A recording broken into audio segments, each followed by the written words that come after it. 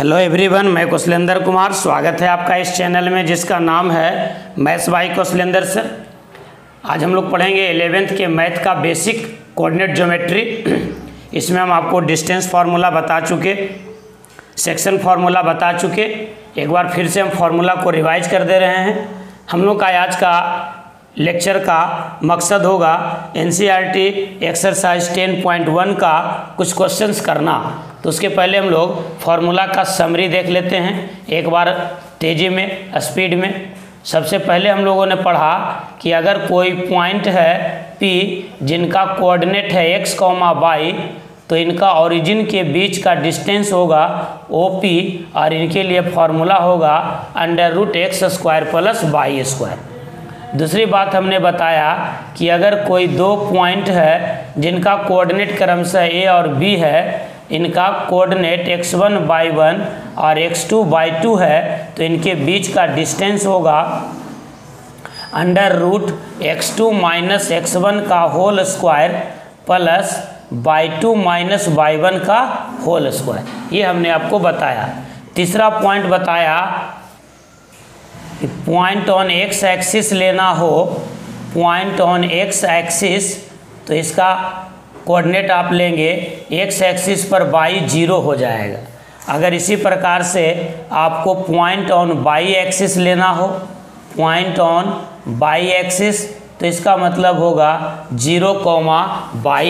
X axis पर y 0 होता है और y एक्सिस पर x 0 होता है। ये देखिए, ये x एक्सिस है, ये y एक्सिस है। तो x एक्सिस पर कोई भी पॉइंट जब लीजिएगा तो यहाँ पर y का वैल्यू 0 हो जाएगा और y एक्सिस पर देखिए x का वैल्यू 0 होगा। और बाकी तो आप जान ही रहे हैं क्वाड्रेंट, यहाँ x भी पॉजिटिव, y भी पॉजिटिव, यहाँ x नेगेटिव, y पॉजिटिव, यहाँ x नेगेटिव और y भी नेगेटिव, यहाँ x पॉजिटिव और y नेगेटिव। तो 4 क्वाड्रेंट हो गया। फिर पॉइंट हो जाएगा एक्सिस पर। तो एक्सिस पर पॉइंट जब लेना हो तो सावधानी बरतना चाहिए। एक्स एक्सिस पर पॉइंट होगा x, 0 और y एक्सिस पर पॉइंट होगा 0, y। फिर इसके बाद हम बढ़े थे, इसके बाद आपको बताए थे सेक्शन फार्मूला। सेक्शन फार्मूला में हम आपको बताए थे कि अगर कोई लाइन सेगमेंट है AB जिनके कोऑर्डिनेट क्रमशः x1/1 और x2/2 हैं और इनको कोई पॉइंट P m/n में इंटरनली, m और n रेशियो में अगर इंटरनली काटता है तो P का कोऑर्डिनेट होगा, ये सेक्शन बन गया, तो P का कोऑर्डिनेट होगा mx2 + nx1 divided by m + n। और अगर ये बाहर से काटता यानी एक्सटर्नल डिवीजन होता, जब एक्सटर्नल डिवीजन होता तो इसका मतलब होगा कि AB को कोई पॉइंट P बाहर से काटेगा, तो ये रेशियो हो जाएगा आपका m और ये रेशियो हो जाएगा आपका n। तो ऐसी स्थिति में P पॉइंट का कोऑर्डिनेट होगा mx2 - nx1 / m - n और y कोऑर्डिनेट हो जाएगा m/2 - n/1 / m - n। यहाँ भी हम y कोऑर्डिनेट छोड़ दिए थे, आप लिख सकते हैं m/2 + n/1 / m + n। इस प्रकार से सेक्शन फार्मूला हम आपको बताए थे, पहले बता चुके हैं। इसके बाद बताए थे mid point formula. Mid point में बताए थे कि कोई लाइन सेगमेंट AB को कोई पॉइंट P इस तरह से इंटरनली डिवाइड करे कि m और n का वैल्यू इक्वल हो जाए। तो ऐसी स्थिति में P जो है वो बन जाएगा मिड पॉइंट, P बन जाएगा मिड पॉइंट। तो P का कोऑर्डिनेट क्या होगा? अगर A का कोऑर्डिनेट x1/1 और B का कोऑर्डिनेट x2/2 है, तो मिड पॉइंट P का कोऑर्डिनेट निकालने के लिए हम लोग फार्मूला यूज करेंगे x1 + x2/2 and y1 + y2/2। ये हो गया आपका मिड पॉइंट फार्मूला।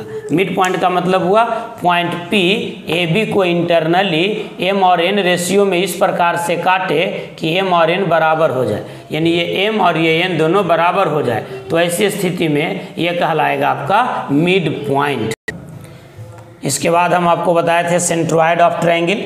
कि अगर किसी ट्रायंगल का वर्टिसेज ए x1/1 b x2/2 हो और c x3/3 हो तो इनके मीडियन का जो पॉइंट ऑफ इंटरसेक्शन होता है उसको बोलते हैं सेंट्रोइड। डिटेल वीडियो बनाया हुआ है, प्लेलिस्ट में जाकर आप देख सकते हैं। तो सेंट्रोइड को लिखने का तरीका होता है या सिंबल होता है g, और इनका कोऑर्डिनेट निकालने का फॉर्मूला होगा x1 + x2 + x3/3 and y1 + y2 + y3/3। आपको ये जानना है कि सेंट्रोइड का मतलब क्या होगा। सेंट्रोइड का मतलब होता है point of intersection of median. Median का मतलब होता है वर्टेक्स से ड्रॉ किया गया एक लाइन सेगमेंट जो अपोजिट साइड को मिड पॉइंट पर काटे। तो ये मीडियन जो है, मीडियन को जो सेंट्रोइड है वो 2:1 में डिवाइड करता है। तो ये सेंट्रोइड का फॉर्मूला बताए थे। इसी में हम इन सेंटर भी बताए थे। इन सेंटर का फॉर्मूला निकालने के लिए कहे थे कि आप कुछ नहीं, ए के ओपोजिट साइड को आप ए मान लीजिए, बी के ओपोजिट साइड को बी मान लीजिए, सी के ओपोजिट साइड को सी मान लीजिए, और तब इन सेंटर का फॉर्मूला होगा ax1 + bx2 + cx3 upon a + b + c, और y कोऑर्डिनेट होगा a/1 + b/2 + c/3 upon a + b + c।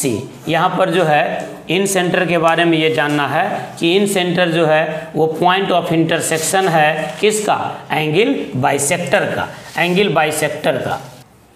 इसके बाद बताए थे area of triangle. Area of triangle यहाँ हम बताए थे कि अगर किसी ट्रायंगल का वर्टिसेज x1/1 x2/2 और x3/3 है तो ऐसे स्थिति में एरिया ऑफ ट्रायंगल होगा 1/2 × x1/2 - y3 plus x2 × y3 - y1 plus x3 × y1 - y2। अब ये ध्यान देना है कि एरिया ऑफ ट्रायंगल कभी नेगेटिव नहीं होता है। Area of triangle is non negative, ये हमेशा पॉजिटिव होगा। अगर नेगेटिव आ भी जाए तो आंसर लिखने में हम वहाँ पर मॉडुलस लगा देंगे, यानी पॉजिटिव होगा। लेकिन एक बात ध्यान दीजिएगा कि जब एरिया ऑफ ट्रायंगल दिया हुआ रहे और कोई अननोन निकालना रहे तो ऐसी स्थिति में आपको पॉजिटिव और नेगेटिव दोनों लेकर के चलना होगा। इसके बाद बताए थे कोलिनियर के बारे में। तो कोलिनियर के सवाल को बनाने के लिए हम आपको बताए थे कि डिस्टेंस फार्मूला से भी बना सकते हैं और एरिया ऑफ ट्रायंगल से। अच्छा रहेगा एरिया ऑफ ट्रायंगल से। डिस्टेंस फार्मूला में आप AB + BC = AC करेंगे तो आपसे सवाल बन जाएगा, लेकिन यहाँ से लेंदी हो जाएगा। लेकिन अगर आप एरिया ऑफ ट्रायंगल = 0 करते हैं तो आपसे सवाल जल्दी बन जाएगा। 3 पॉइंट कोलिनियर है, इसका मतलब तीनों पॉइंट एक ही लाइन पर होगा, इसका मतलब उनसे कोई ट्रायंगल नहीं बनेगा, तो एरिया ऑफ ट्रायंगल 0 होगा। आइए शुरुआत करते हैं NCERT एक्सरसाइज 10.1 क्वेश्चन नंबर 1 की ओर चलते हैं। देखिए शुरुआत करते हैं क्वेश्चन नंबर 1 से। क्वेश्चन नंबर 1 है draw a quadrilateral in the Cartesian plane whose vertices are -4, 5, 0, 7, 5, -5 and -4, -2। Cartesian plane में इन सब पॉइंट को रिप्रेजेंट करना है तो आप सबसे पहले 2 म्यूचुअली परपेंडिकुलर लाइन ड्रॉ कर लीजिए। एकदम सिंपल भाषा में हम पढ़ाते हैं, 0 लेवल से ऊपर लेवल की ओर स्थिर से देखना है, वीडियो को अंत तक देखना है। तो हम ये कार्टेशियन प्लेन देख लिया, अब हमको इसमें से डालना है। तो पहला पॉइंट है हमारा -4, 5, -4, 5। ध्यान दीजिए, इसको थोड़ा हम बड़ा कर लेते हैं। -4, 5 के लिए थोड़ा सा हम बड़ा प्लेन खींच लेते हैं, ऐसे खींच लेते हैं। ये x हो गया, ये y। देखिए -4, 5 का मतलब x एक्सिस पर देखिए -1, -2, -3, -4, ये हो गया आपका -4। और इस पर लेते हैं 1, 0, ये हो गया 0, 1, 2, 3, 4, 5। तो -4, 5 हमारा ये पॉइंट मिल गया, -4, 5। बी नंबर पॉइंट क्या है आपका, देखिए 0 और 7। तो x कोऑर्डिनेट 0 है, इसका मतलब y एक्सिस पर पॉइंट होगा। और बाई का वैल्यू पॉजिटिव है तो ऊपर की ओर होगा पॉइंट, तो ये 5 था, ये 6 और ये 7, ये पॉइंट हो गया आपका 0,7। इसको हम नाम दे देते हैं ए, इसको नाम दे देते हैं बी। तो ए और बी को हम ज्वाइन कर दिया। अब तीसरा पॉइंट है, देखिए 5, -5, तो 5, -5 कहाँ पॉइंट होगा? देखिए एक्स पॉजिटिव और वाई नेगेटिव, यानी फोर्थ क्वाड्रेंट में होगा। देखिए एक्स का वैल्यू ले लेते हैं 5, 1 2 3 4 5, ये वाई ले लेते हैं -5, -1 -2 -3 -4 -5, तो ये पॉइंट आपका हो गया 5, -5, ये 5, -5। इसको हम बी से मिला देते हैं। ये पॉइंट हम ले लिया सी पॉइंट। ये क्या था? 5, -5। बी क्या था? 0,7। ए क्या था? ए था आपका -4, 5। अब एक पॉइंट और बच गया, -4, -2। देखिए थर्ड क्वाड्रेंट का पॉइंट है, एक्स भी नेगेटिव वाई भी नेगेटिव, तो ये -4 और ये -2, तो ये पॉइंट आपका हो गया डी। तो सी को डी से मिला देते हैं और ए को भी डी से मिला देते हैं। देखिए यही बन गया क्वाड्रिलेटरल। यही कह रहा था कि आप क्वाड्रिलेटरल बनाइए, -4, -2, तो ये क्वाड्रिलेटरल बन गया। अब कहता है कि इसका एरिया भी निकालिए। एक सवाल तो आपका बन गया। दूसरा सवाल कहता है कि इसका एरिया निकालिए। तो एरिया कैसे निकालिएगा? एरिया निकालने के लिए इसको 2 ट्रायंगल में कन्वर्ट कर दीजिए। ये देखिए ए को सी से मिला देते हैं, ए को सी से मिला देते हैं, तो एरिया क्या हो जाएगा? एरिया हो जाएगा area of triangle A B C plus area of triangle A D C. तो पहले हम क्या निकाल लेते हैं? ए बी सी का एरिया।